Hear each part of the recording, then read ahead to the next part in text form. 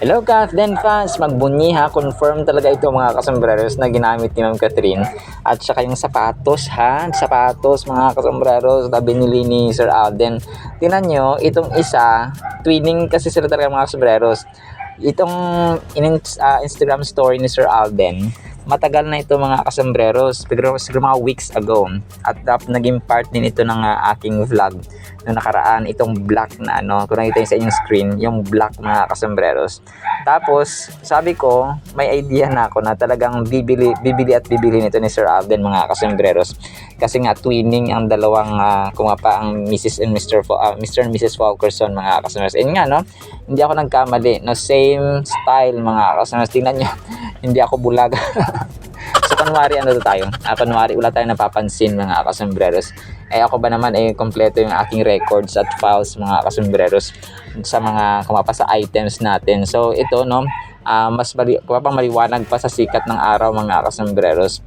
Ginamit kasi si Ma'am Catherine, nagkaroon po siya ng bagong endorsement video sa Rexona so ito nga yung outfit ni Ma'am Catherine, naka blue siya. Tapos kunwari pawis mga kasombreros, tapos para gamitin yung Rexona na roll-on mga kasombreros, so may pabuhat-buhat. So ito talaga yung una ko napansin, yung sapatos niya mga kasombreros. May mga sa comment section niya sa Facebook, sabi nila ang ganda ng sapatos, so syempre napansin din ng mga tao na mga Cathinatics na talagang ito po ay regalo ni Sir Alden mga kasombreros. So wala na talagang tapos ng usapan mga kasombreros. And sa dinami-dami ba naman ng style ng sapatos talagang magkamukha. So itong Instagram story ni Sir Alden, yung sapatos na parang naka-black yung stripes mga kasombreros, yung isa naman pink. So ito talaga, nagduda talaga ako dito nung nakaraan na sabi ko, magbibili na naman ito ni Sir Alden. So yun nga hindi tayo nagkamali mga kasombreros, sa tagumpay. Magaling na mga investigador ang mga Cathinatics mga kasombreros.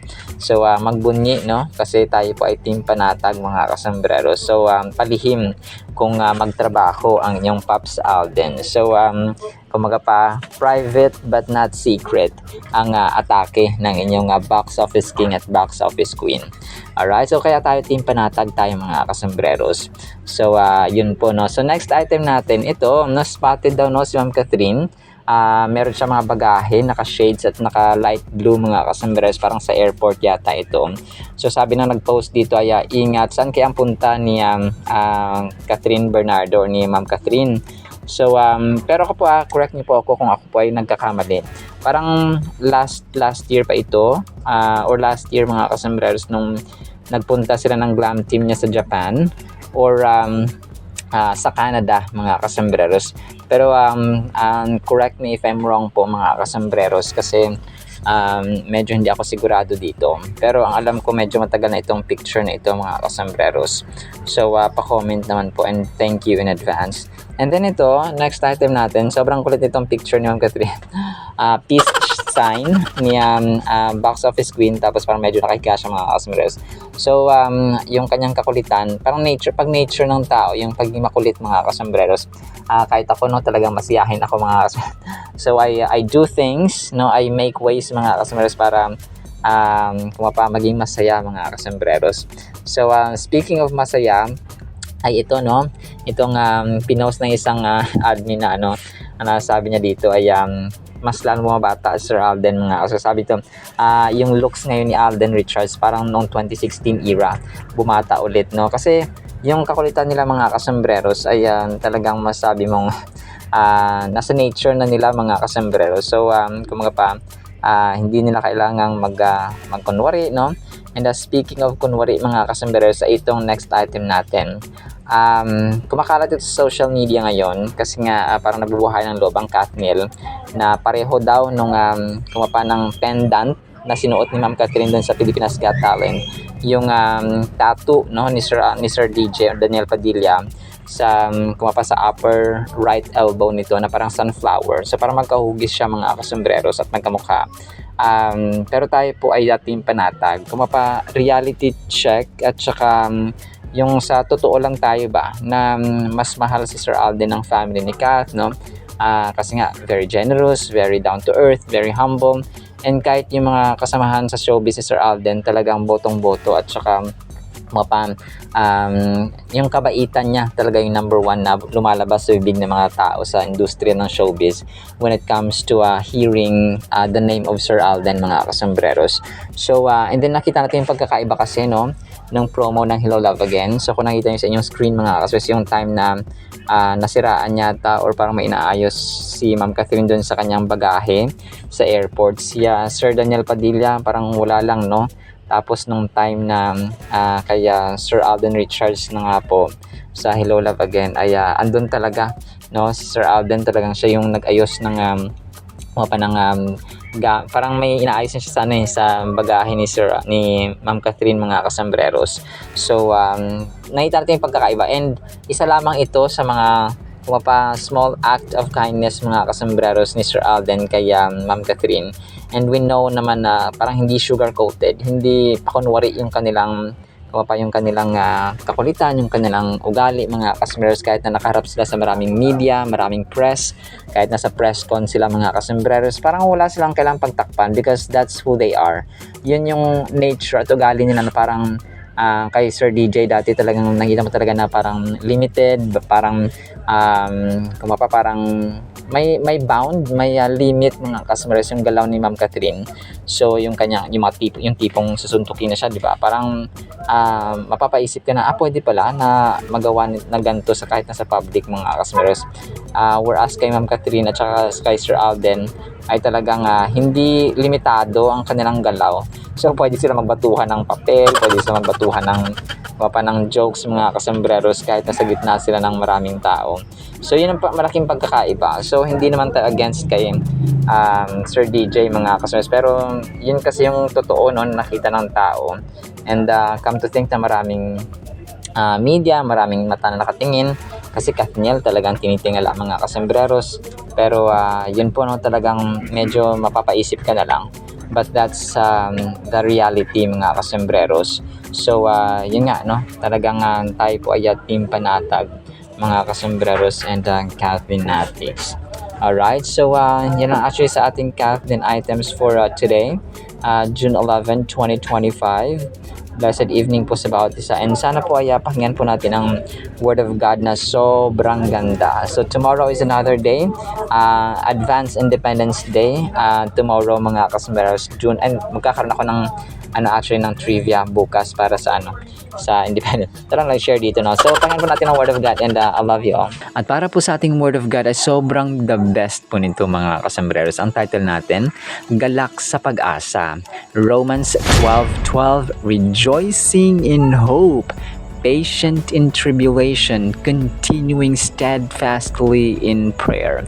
Ang ganda nito, mga kasombreros. Lahat ba tayo ay nakakaranas ng tribulation, ng kahirapan, ng trouble? By the way, yung tribulation po ay yung trouble ba? Yung challenge natin pong nararanasan araw-araw, mga kasombreros. May mini challenge, may great challenge, may average challenge, mga kasombreros. Kumbaga pa, may intermediate, may senior na challenge. May level, mga assos and challenges natin. May mga challenge tayo like paano makapasok sa trabaho dahil traffic, dahil baha, dahil walang masakyan, o malilate na ako. May mga challenge na walang magsasaing, walang maghuhugas, o yung iba nasa hospital, for example, which is I pray na malagpasan. Yung iba nasa school, paano makapasok, paano makapasa, paano matatawid yung project, yung thesis, for example. Sa bahay naman, paano malilinis ito, paano gagawa ito, so we have like sets of problems and tribulations every day. Pero ang sasabi dito, mga kasombreros, galak sa pag-asa. Very very requiring or demanding ng faith na malalim at saka matatag, mga kasombreros, sa Panginoon. Kasi when we say rejoicing in hope, patient in tribulation, it requires a deep connection and deep trust, mga kasombreros, sa ating Panginoon. And yung pinaka-common na misconception ng mga bagong believers, yung mga bagong mananampalataya ba ng Panginoon, na ang Diyos natin ay sinosolve niya lahat ng problema natin. Okay? May mga times na iniisip natin na lahat masaya, lahat walang problema, lahat matiwasay. lahat smooth ang flow ng ating buhay kapag nandyan si Lord. Hindi po, no? Kung totoo itong lahat, ay si Apostle Paul wouldn't have urged Christians to rejoice in hope, and binigay yung verse na ito. Kasi si Apostle Paul, no, we know Apostle Paul na Saint Paul na nga siya, mga kasambreros.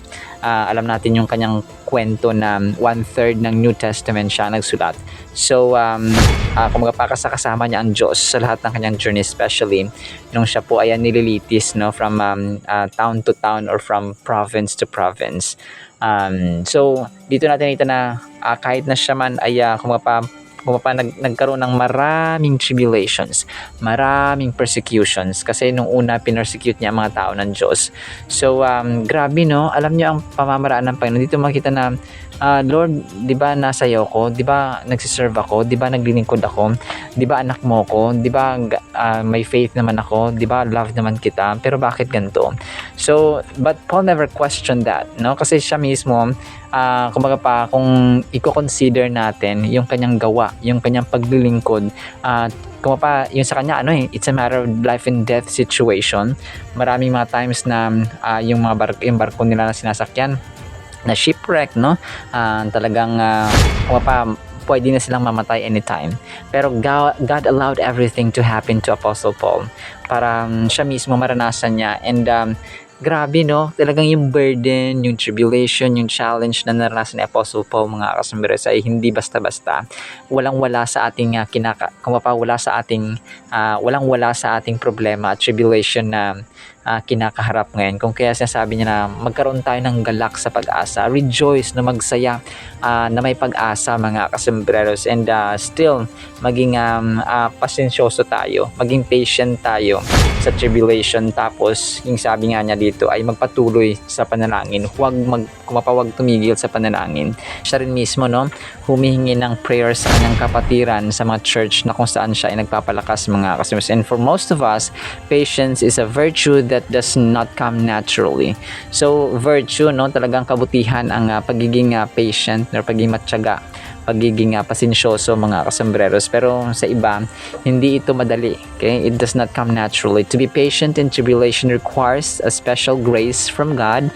Gracia, mga kasambreros. In the original Greek text, the verb for to be patient or be patient means to be persistent, refuse to stop, persevere. So sa ibang translation daw sa Griego, mga kasambreros, sa wikang Griego, ang ibig sabihin po ng patient ay maging persistent, no, magpatuloy, walang tigil, and then yung mag-persevere, magsumikap, mga kasambreros, walang hinto-hinto. Kailang yung pagsusumikap natin ay hindi siya tumitigil. Tribulation is an oppressive, depressing state of physical or distressing state of physical, mental, social, or economic adversity or affliction. So sabi ko kanina, yung tribulation, ayan na siya, challenge natin sa lahat ng aspects ng ating buhay. And then patience naman in general ay fruit of the Holy Spirit na matatagpuan natin sa Galatians 5:22 verse 22, mga kasambreros, and then Colossians 3:12. So patience, alam nyo, ano to, mga kasambreros? Di ba, sa literal nating buhay, yung patience ay talagang maikli nilang patience ko, maikli nila yung pasensya ko. Huwag niyong sagarin, kasi pag nasagad na ako, baka sumabog ako at saka hindi na makapagtrabaho ng maayos. And according to the author of Hebrews, patience in tribulation is an indispensable virtue. So sabi nga niya, no, sa Hebrews 10:36 na patient endurance is what you need now so that you will continue to do God's will, then you will receive all that He has promised. So, napakaganda. Hebrews 10:36, mga kasambreros. And yung endurance naman, yung patience bilang endurance ay ibig sabihin nito ay you're staying put sa pagharap ng mga adversity at tribulation natin, and standing firm when you feel like running away. Kung parang ayaw mo na, gusto mo lang sumuko, pero you still have to endure, you still have to continue, and you still have to persevere, mga kasambreros. Ganun po. And perhaps na marahil ay walang sa ating qualified, mga kasambreros, kung kukumpara natin yung ating buhay, yung ating status when it comes to patience and all of these fruits of the Holy Spirit, apart from Jesus Christ, of course, si Apostle Paul, and stand out talaga siya. And that is why he was able to teach endurance, patience, and all these mga asos, no, magalak sa pag-asa, no, magpatuloy sa panalangin, because he himself, no, was enduring affliction, distress, and adversity, especially for the sake of the gospel.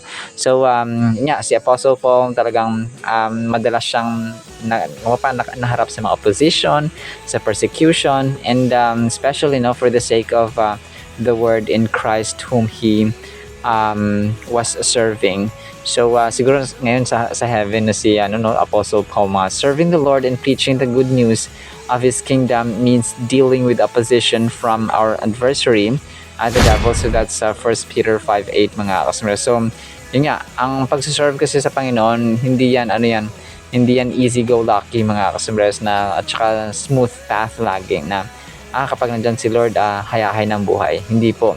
Because there will be testing of faith. And si James mga kasambres, no? Apostle James, another biblical authority on being patient in tribulation and suffering, ay kanyang diniscuss at saka ni-remind sa James chapter 5 verses 7 to 12 mga kasambres. And sa lahat ng trials ng ating buhay, kumaga pa, yung trials na pala ito ay privilege at saka paghahasa ng ating pananampalataya na tunay ba ang yung pagtitiwala sa Diyos, tunay ba ang yung pananalig sa Kanya. So kasi pag na-overcome natin yan mga kasambres, para siyang isang takbo, isang race na merong finish line. Sa finish line nag-aantay doon yung reward mga kasambres. So ganun ang trial. So every trial, and when we obey God mga kasambreros, at the end of pag nasa finish line na tayo, nag-aantay ang reward ng Diyos sa atin. So ganun katindi, at saka ang Diyos natin fair yan parate. He's a God of just and justice and fairness. So hindi niya hahayaang hindi tayo mabigyan ng reward mga kasambreros sa lahat ng ating pagpapagal at faithfulness mga kasambreros, especially when we endure and continue to Him till the end, or continue faithful to Him till the end. Alright, so naman po in the meantime nawa po ipagpalain po tayo ng pag-ibig, pananampalataya at pag-asa in the mighty, holy, sweet source of our joy, source of our rejoicing, Jesus Christ Himself. And everyone said, Amen and Amen. See you sa next segment mga kasambres, pa. Alam po, I love you all.